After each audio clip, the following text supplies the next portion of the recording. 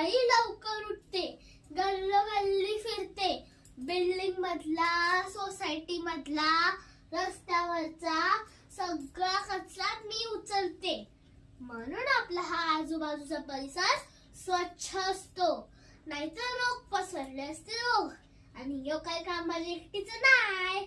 तुम्ही मग मला मदत करू शकता. सुंदर भारत, स्वच्छ भारत जर आपल्याला करायचं असेल ना, तर आपल्या सगळ्यांनी मिळून करायला पाहिजे.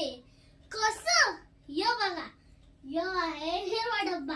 ह्याच्यामध्ये आपण ओला कचरा टाकू शकता, जसं की उरलेलं अन्न, फळांचे साल. आणि यो आहे निळा डब्बा.